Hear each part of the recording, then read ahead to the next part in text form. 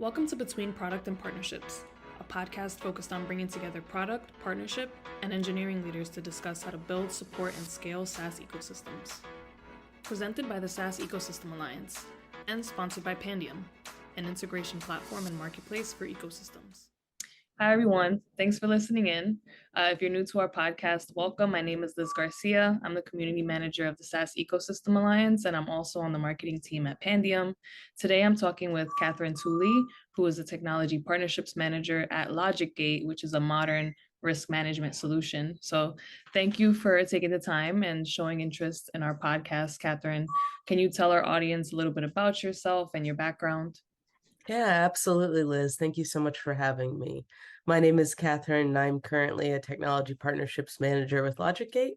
I've had a bit of a journey to get here. I studied engineering and physics in undergrad, as well as in my master's in engineering management.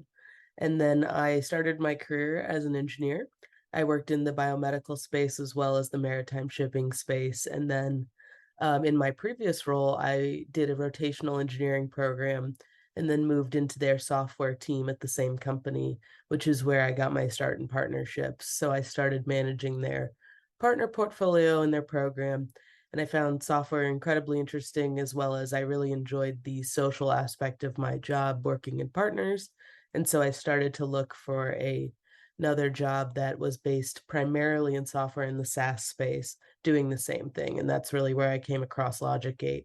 Having been in the compliance and risk background before, the transition to a GRC tool was pretty simple.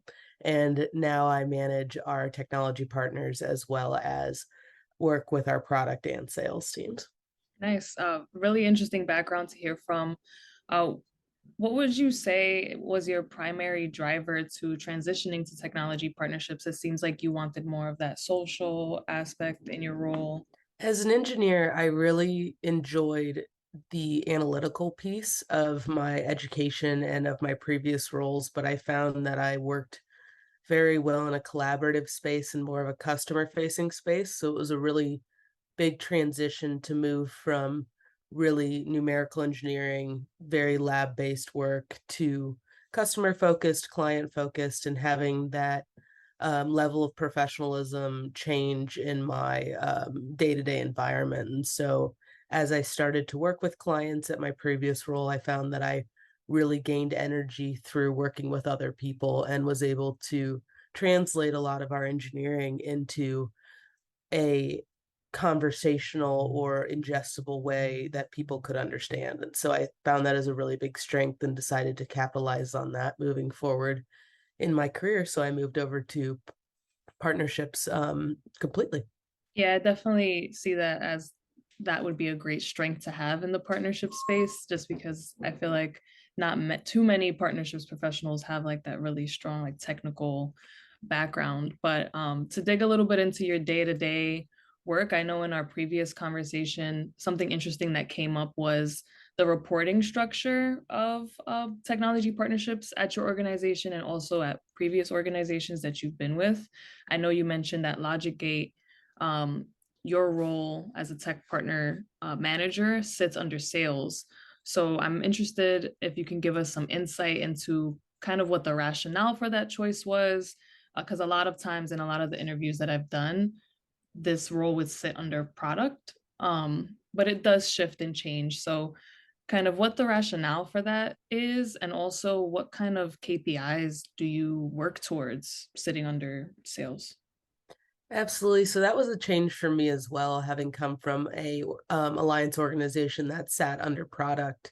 When moving to sales, it really connected me better with the business. So I've seen a lot of value, in my opinion, for sitting underneath sales, as I spend a lot of my day on demonstrations and client calls, which allows me to see kind of firsthand what types of solutions, products, and features that are being asked for by our customer base and by our market, which then allows me to take that data back to our product teams and to our integrations and really focus on gaining technology partners who can create a stickier solution that provides value to what our market base is really looking for. And so that's something that I had trouble with when reporting under product was I, as an engineer, love different cool softwares, cool products that I could partner with, but I was a little out of touch with what was necessary and required in order to propel our business forward. And so sitting under sales with LogicGate really allows me to keep adapting our technology profile with the changing market and GRC better than it did as someone sitting under product looking solely at product features. Yeah, and I think one challenge that has come up a lot in my conversations that I've had with other tech partner managers is how do you actually track the success of the technology partner program, especially when it comes to business outcomes, not just product outcomes. Could you share some of are the KPIs you work towards? I'm guessing they're more revenue sales focused rather than product focused. Would you mind sharing some, how you track success for tech partnerships under sales? Yeah, absolutely. So while we do have KPI metrics that I reach towards, our organization is really supportive of the fact that technology partner revenue is not very cut and dry, not very black and white. There's times when we are looking for solutions that will make our product stickier or will support our current customer base that may not be the largest revenue generating, but really provide a feature that we won't, a space we don't want to be in. So we really attempt to diversify our ecosystem. As part of my metrics is really making sure we have a hand in everything that's being asked for is almost more important to us than really major revenue drivers, since we want that diverse ecosystem that will support our customer base. And then the goal obviously is to drive more lead generation, but that really comes from selecting the right partners. So it's not as much of a black and white number, as more of a structured ecosystem that supports long-term growth for the company and the product. Got it. So yeah, so your KPIs or what you work towards isn't necessarily directly tied to revenue, but you're you're more focused on the enablement of the product and uh the customer success and the sales teams to to to drive those numbers. Right. And while I do have revenue goals, they're not as strong of benchmarks that other departments may have to hit, because there is a lot of gray area with why people are selected to be partners of ours and why we are focusing on the long-term strategy as well. Got it. And sitting under sales, how do you still remain aligned with product despite sitting under a different organization? Are there any processes or tools that you feel you've implemented or have just been really like have really helped with that alignment?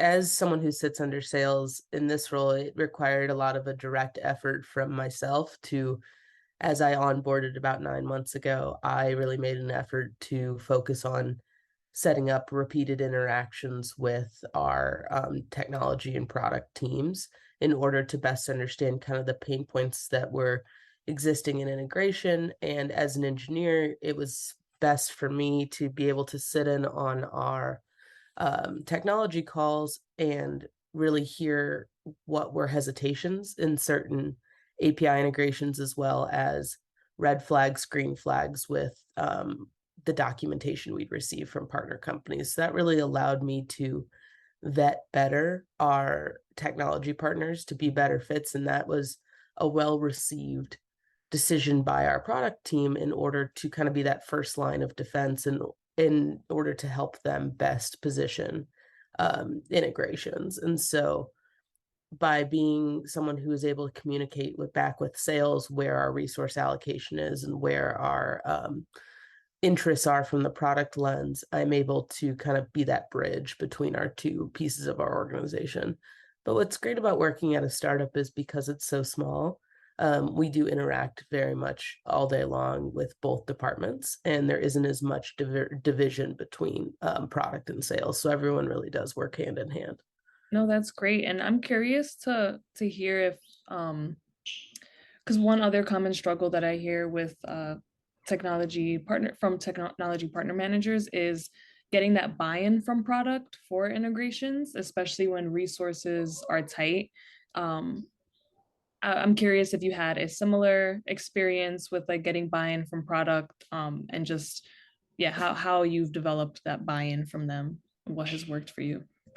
So what's really great about my background and where I came from is that I did spend time as an engineer. I spent time as a software engineer, as a biomedical engineer. I spent time in the field. I've had that technical background that really allows me to understand what I'm asking for. And so that I think added some credibility to my role when I talk to product, when I talk to integration teams.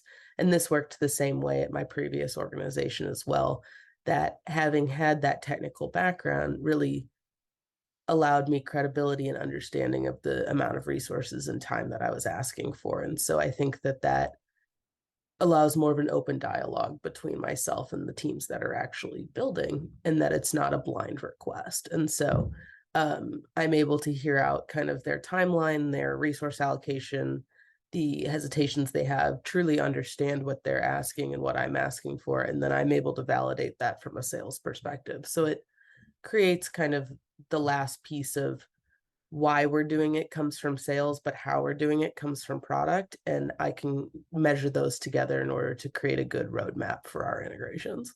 That's a great quote right there. Just um I'm curious, you kind of mentioned some things of just knowing about like what resources would be necessary, how long things would take. Um, I think it can sometimes be intimidating to tech partner managers of how much technical understanding they should have. Could you maybe speak a little bit more to like as a tech partner manager, like what is the like minimum or the ideal amount of technical understanding that you should have for the role? Absolutely. I come from the opposite side. So I was a little worried about the lack of sales knowledge and sales experience I had had. It's been a really good experience learning how much I had to learn about how a sales organization operates. And it's, something I was a lifelong learner. I loved school. I loved changing jobs and learning new industries, but I was really grateful to have had that technical expertise prior to coming in. If I were to give advice to technology partnership managers, I would say it is not as necessary to understand the technology and what goes into actually building an integration as it is to understand the labor, time dedication, and expenses of what you're asking for so that you aren't burning out your teams, you aren't over allocating your resources. You don't necessarily need to understand how the API connects, but understand that it takes maybe 10 hours, maybe it takes 30 hours of how long and how much you're actually asking for from your product teams. And so it's okay that you're not necessarily the one building it, but knowing enough to know how to best support that team is really the most essential piece of being the technology partner manager. Yeah, and I know you come from a technical background, but do you have any advice of how one could gain that knowledge or where they could look? Um, yeah, any advice? Yeah, absolutely. I'm currently taking a course on sales through Northwestern. So I would really recommend doing a sort of professional certificate or even just an entry level course. I did a lot of LinkedIn learning when I started this role, digital transformations, integrations and APIs, things like that, more to really understand the jargon that came along with software so that I was understanding what I was actually looking at. And so, since things can change so quickly and coming from field and shipping engineering to software, I had a lot to learn in terms of not having a very strong coding background. So it really helped to kind of seek out free resources or resources through your company that will help you understand the vocabulary associated with software, which is the first step in really understanding what you're looking at. Yeah, 100%. Kind of on a little bit of a tangent, but I held on to something that you said earlier about identifying red flags and green flags when it comes to partner API documentation. Is that correct? Is what you said? Mhm. Um, Yeah. would you mind sharing some of those? I'm actually curious, and I think our audience would be too.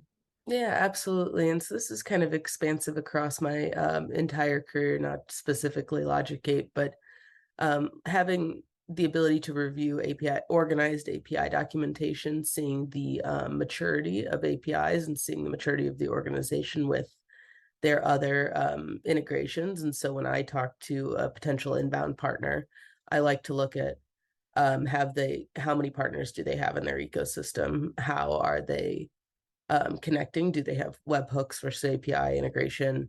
Is it a bi-directional integration? And these are questions that if I can tell from the partner manager that they're versed in, they have answers for, and then their documentation is organized and succinct, it really helps us understand the maturity of that organization when it comes to partnering, because that will be a large determining factor in the success of the integration, as well as the technical support that we'll receive from the other organization. So by looking at those green flags, red flags would be disorganized APIs, unsure of answers to kind of basic questions around how integrations work for them, how their partner integrations work. And that may be a question for a product team more than the tech manager. It doesn't necessarily have to be my role. But those are things that have helped me pick strong partners by vetting those pieces prior to trying to build an integration. Got it. Yeah. Thank you for sharing those. Yeah, no problem. So kind of to pivot back to what we were talking about in the reporting structure, I want to hear a little bit more about just the differences that you experienced reporting under sales versus reporting under product at your previous organization. And I guess to hear some of the benefits and drawbacks that you noticed of each. Yeah, what did you see as the benefits and the drawbacks of reporting under each? Yeah, definitely. From the lens of my career, where I previously worked and where I previously reported was up through product, and I was an engineer as my label. And so while I enjoyed that a lot, I was very much a technical SME in the partners. I didn't have a very strong lens into how our sales were doing. I didn't have a lens into how my partners were being received from clients. And so, and I almost didn't want one. I was an engineer. I liked being in engineering. And when I moved to LogicGate and moved under sales, it really propelled not only my ability to understand how to select partners, but also more of a leadership lens from my career as well. Um, Being involved in sales really showed me how to best support the business as a whole and less as an individual contributor. And so I had buy-in and visibility into how my role impacted the overall business and the success of the business. And that I think was a really strong positioning for a technology partner manager, because then I can go back to product and say, I've seen this capability asked for 10 times. Let's vet out a partner for it. Let's see what we can do. I think this would support our solution. Whereas if I was in product, I was very detached from the overall business success and was very focused on the success of my specific partners. No, that makes a lot of sense. I'm curious to, so I know that you mentioned that your role isn't necessarily measured on like direct revenue goals, and it's more focused on enablement of sales and product. And so what are the goals? What are some of the goals that your technology partnership managers at your organization work towards? Right, absolutely. So I am working towards having an ecosystem in our specific application structure, looking to have about 2 to 3 partners in each area of our technology roadmap that we're focusing in. A big push for my area is to have standardized integrations and to have repeatability as well in those integrations in order to scale. I also focus a lot in supporting our sales team and really being versatile and audible ready in our integrations. And so being able to speak to our partners on calls that I can't be on and have the appropriate collateral to support their conversations. Would you mind sharing some of the some best practices or processes or things that you've implemented with sales that you feel has been really successful in doing that and enabling them to speak about partners, etc. Yeah, absolutely. So this has kind of been across both organizations. I found that creating a fast one-pager cut sheet on how the two products work together has been really beneficial for calls and follow-up.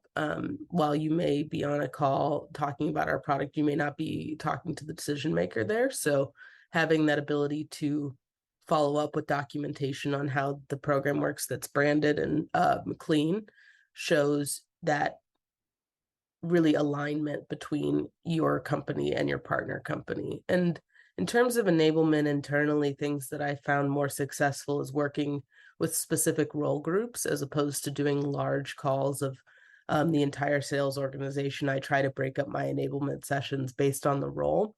That way I can really tailor what I'm teaching and the way I'm positioning to be for their role intentionally as opposed to a broad sales organization. So showing how in those smaller set calls that are maybe 15 to 20 people, maybe even less, allow for a lot more personal interaction, more questions, and more engagement across the board. So that's kind of been a big learning for me, is how to best get the engagement of our sales teams in order to retain the information. Yeah, and I'm curious, are you also involved with tracking partner influence on sales? Yeah. Yes, so I sit on almost every partner call. So I do have a really clear lens into every single opportunity that's involving my partners, every call that's involving my partners. And so that allows me to do a lot of internal tracking on how best partners are succeeding and influencing our opportunities. Got it. And so the sales team at your organization isn't necessarily responsible for tracking that influence. You're the person who's No, I am. okay, got it. Um, what else? And when you meant different roles, you're talking about like sales, CS, etc. Yes. Yeah, So basically solution engineers, account managers, managers of current accounts versus outbound sales, things like that really frame differently how our partners could help them. So our professional services as well. So in my previous organization as well, I worked with enabling kind of our sales teams as well as our CS. But our customer success organization in my previous experiences was a really strong sector. And so I would enable them a lot differently than I would enable outbound sales. got it. And I know you mentioned with the one pager, you would include things like what is the joint story, the use cases. I'm also curious to hear about the enablement meetings. I know you talked about the one sheets and the information that you would involve on there. Anything else that would you would find extremely important to include in the enablement meetings for sales, CS, and the other roles? And also, is this an ongoing enablement process, or is it kind of like we talked about this one partner in this one meeting, and then there's no follow up after that? Yeah, absolutely. I really think it's essential to bring in the partner. That is step one, bring in the partner, let them demo their product, let them explain their tech and their value as if they were selling to us. And that really gets our buy-in from our teams to be like, this is a really cool software. Oh, this really could support this piece of ours. And so it really starts to generate that conversation. It generates questions from teams that will then help them position. If they were thinking, if you ask a question, you get the answer directly from the partner, you then can answer that question on one of our calls. So I help to, while I will sit on most client calls as an SME for partner questions that come through, because I know a lot about a lot of our technology, it helps them kind of see questions that they would ask as well as gather and spark their interest in the partners as well. And then they can talk through where the partner sees our company fitting as well. So it helps bond that relationship between them and their contact at the partner company, because we like to really support that independence of the sales team to reach out to our partners, are part of our company as well. So reach out, ask your questions, throw me on a copy, I guess. But it's nice to have that connection made on the teams that are respective on the other partner side.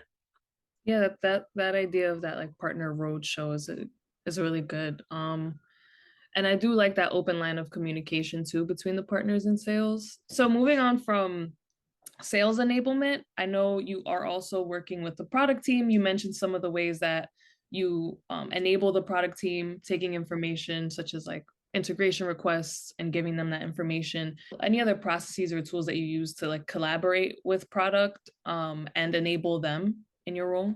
Yeah, absolutely. Something that I've really found interesting to do with product is that, and this was something that was done for me in my previous role. So having not sat under sales, this was done to me, was that they showed that we show how the partners are doing, because a lot of our product teams don't get that lens into sales. And so that was something that I struggled with in my previous role. And so I brought that kind of into my new job, is that I really like to show transparency and how many people are interested in this thing that's taking so much of your time.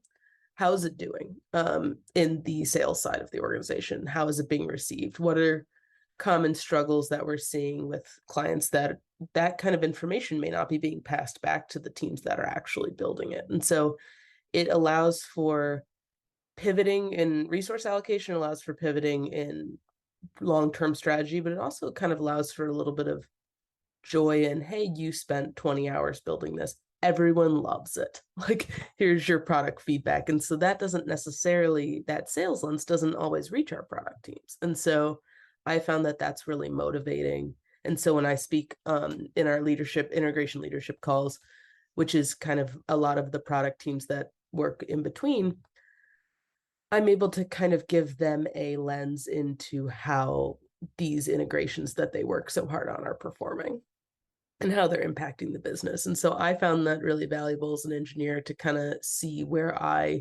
how I'm propelling business forward. And so that's been the coolest thing about working under sales, is really seeing my value. And so I hope to kind of bring that into product as well. Yeah, you can't underestimate the power of joint success, right? Yeah, it's Um, awesome. yeah. Uh, I so to talk a little bit more about prioritizing integrations. I know like we talked about three roles here. There's product, there's sales, and then you in the middle. How does the collaboration happen when it comes to deciding on what to build, like what integrations to build and prioritize?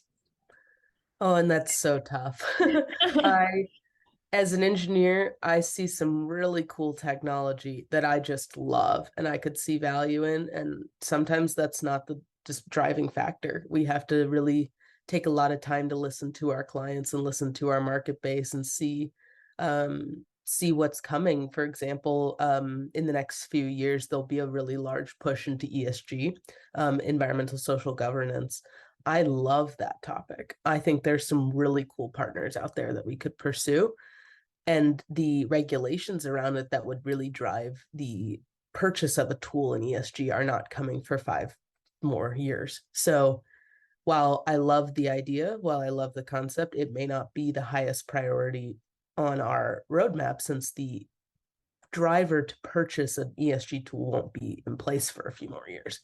So that particularly is an example of something, as an engineer, separating myself from, I love this technology, it's really cool, to, hey, we're getting asked about this a lot. How do we get a product in here that will support this solution in order to really help our client base? Because this is the highest priority. And that means I have to shift from looking at what is the most exciting new tool to what is the most sticky and what will really help build our product. And so that really, the requests from sales, the great research and data understanding that our marketing teams do, helps us then frame the resource allocation on product as to what goes on our roadmap, how we prioritize which partners get the most resources from there. And so it is a tough place to sit in, because I would love it if we had endless resources in engineering, but it really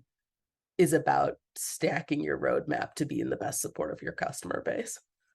Yeah, so you're saying that it's mostly based on customer requests and also market research from the marketing team of what would propel your solution. Yeah, and if I come across a tool that I really like or I really think would add value, I will start a conversation, start a relationship, and we'll put a hold until we have till we start getting requests, but we'll have a really friendly relationship. And we've seen success with that a lot of then as soon as we have the opportunity, we're ready to go. We have scoped out what we need, but we dedicate the resources as it's requested.